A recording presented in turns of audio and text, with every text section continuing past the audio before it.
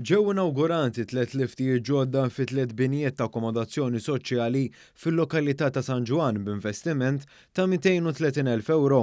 Minn dan l-investiment mistennija jgawdu 24 familja li jgħixu f'dawn l-appartamenti.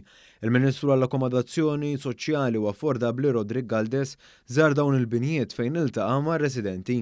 Charles Bsajla, wieħed mir-residenti li se jkunu qed igawdu minn dan l-investiment u huwa l-amministratur tal-lift minnhom, qal li dan il-proġett bidillu ħajtu għall-aħjar.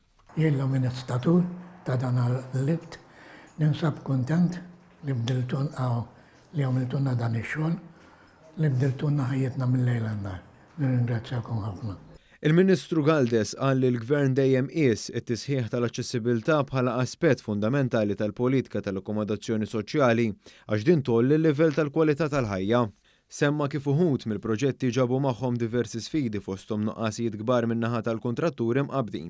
Dan wassal biex tali kuntratturi twaqfu minn xogħolhom biex jiġu protetti l-interessi tar-residenti u tal-Gvern. Fil-fatt fl-aħħar 4 snin twaqfu 3 kuntratturi wara li ma mxewx mal-ftehim maqbul bejniethom u bejn l-awtorità tad-djar. Galdes qal kif illum qed jitgawda l-frott ta' dawn id-deċiżjonijiet li ttieħdu. Illum qed naraw ukoll ix-xogħlijiet kompla permezz ta' kuntratturi ġodda, permezz ukoll ta' xogħlijiet li huma iktar spediti u bekk stajna nilħqu l-aspirazzjoni tagħna l-aċċessibilità lill-anzjani tagħna li nkomplu ntejbu permezz ta' dan il-proġett. Preżentament hemm diversi xogħlijiet għaddejjin fuq l-installazzjoni tal-liftijiet ġodda fi 11 lokalità u f'24 sit differenti. Lokalitajiet fejn qed isir dan ix-xogħol huma Tal-Pjetà, il-Belt Valletta, il-Furjana, il-Marsa Birkirkara, Żebbuġ, Santa Luċija, il-Mosta, San Ġwan, Taxbiex u r-Rabat.